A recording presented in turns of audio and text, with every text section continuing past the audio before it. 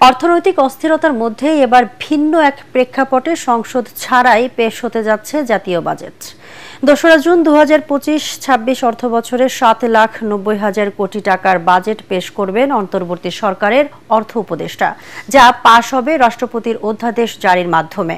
এতে রাজস্ব আয়ের লক্ষ্যমাত্রা প্রায় ৫.৫ লাখ কোটি টাকা, যেখানে কর আদায়ে বড় চ্যালেঞ্জ এনবিআর এর সামনে। অর্থনীতিবিদরা বলছেন, রাজস্ব আদায়ে লক্ষ্যমাত্রা নিশ্চিতে ব্যবসা বান্ধব পরিবেশ ও কর কাঠামোর পরিবর্তন করতে হবে। তরিক ইসলামের রিপোর্ট। ছাত্র জনতার গণ অভ্যুত্থানে আওয়ামী লীগ সরকারের পতনের পর সংসদ ভেঙে দেন রাষ্ট্রপতি। ফলে এবার ভিন্ন বাস্তবতায় পেশ হতে যাচ্ছে ২০২৫-২৬ অর্থ বছরের প্রায় ৮ লাখ কোটি টাকার বাজেট, যেখানে রাজস্ব আয়ের লক্ষ্যমাত্রা থাকছে ৫.৫ লাখ কোটি টাকার বেশি। একদিকে অর্থনৈতিক টানাপোড়েন, অন্যদিকে জাতীয় রাজস্ব বোর্ডের কর্মকর্তাদের কর্মবিরতিতে স্থবির ব্যবসা বাণিজ্য, যেখানে গত ১০ মাসে রাজস্ব ঘাটতি প্রায় ৭২,০০০ কোটি টাকা। এমন বাস্তবতায় এবারের বাজেটে জাতীয় রাজস্ব বোর্ড এনবিআর এর কর আদায় লক্ষ্যমাত্রা ধরা হয়েছে প্রায় ৫ লাখ কোটি টাকা, যা গত অর্থ বছরের তুলনায় ৩৮,০০০ কোটি টাকা বেশি। যদিও দক্ষিণ এশিয়ায় কর জিডিপির তুলনায় অনেকটা পিছিয়ে বাংলাদেশ। বাজেটের রাজস্ব আদায় কিছুটা চ্যালেঞ্জ হলেও ইতিবাচক বলছেন অর্থনীতি বিশ্লেষকরা।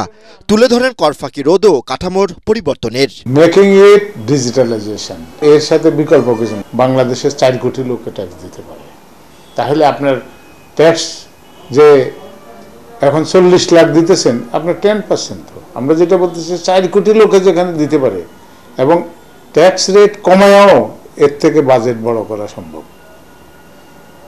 নাম্বার অফ এসএসসি আপনাকে বাড়াতে হবে। ব্যবসায়ী প্রতিনিধিরা বলছেন, রাজস্ব আয় বাড়াতে হলে নিশ্চিত করতে হবে দেশি বিদেশি বিনিয়োগ। দাবি জানান ব্যবসা বান্ধব পরিবেশের। টাকা মানুষের কাছ থেকে আপনি আদায় করবেন বা নিবেন, ব্যবসা বাণিজ্যের যে অবস্থা বর্তমানে আপনি জানেন যে মানুষের কিন্তু ক্রয় ক্ষমতা নাই, প্রত্যেকটা ব্যবসা ধস নামছে এবং টেক্সটাইল মিল, অন্যান্য মিলগুলো গ্যাসের জন্য বন্ধ হয়ে গেছে, বন্ধ হয়ে যাচ্ছে।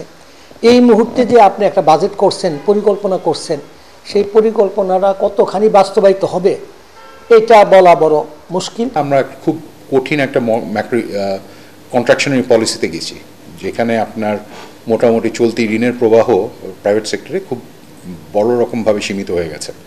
এতখানি সীমিত হলে সমস্যাটা যেটা দেখা দেয় যে আসলে আউটপুট তো কমে যায়। অ্যাগ্রিগেট আউটপুট কমে গেলে ইকোনমি আসলে বেশ বড় ধরনের একটা ধাক্কা খায় এবং আমরা যেটা দেখতে পাচ্ছি যে ব্যবসা বাণিজ্য আসলে বড় ধরনের একটা ইম্প্যাক্ট হয়েছে গত ১ বছরে। এবারের বাজেটে বাড়ছে ব্যক্তি করসীমার আওতা, যা ৩.৫ লাখ টাকা থেকে বাড়িয়ে প্রস্তাব করা হয়েছে ৩,৭৫,০০০ টাকা। আর কর আদায়ে সর্বনিম্ন ৫,০০০ টাকার পরিবর্তে থাকছে ১,০০০ টাকা। বছর ঘুরে আবারও এলো বাজেট, যেখানে সংকোচনমূলক ও বাস্তবায়নযোগ্য বাজেটের অংশ হিসেবে কমেছে বাজেটের আকার, কিন্তু বেড়েছে রাজস্ব আয়ের লক্ষ্যমাত্রা। প্রায় ৫ লাখ কোটি টাকা রাজস্ব আয়ের লক্ষ্যমাত্রাকে বর্তমান সময়ের প্রেক্ষাপটে বড় চ্যালেঞ্জ হিসেবে দেখছেন অর্থনীতি বিশ্লেষক ও বিশেষজ্ঞরা। তারা বলছেন, সরকারের কর কাঠামোর পরিবর্তন ও আধুনিকায়ন ছাড়া হোঁচট খেতে পারে রাজস্ব আয়ের লক্ষ্যমাত্রা। তরিক ইসলাম, এটিএন বাংলা, ঢাকা।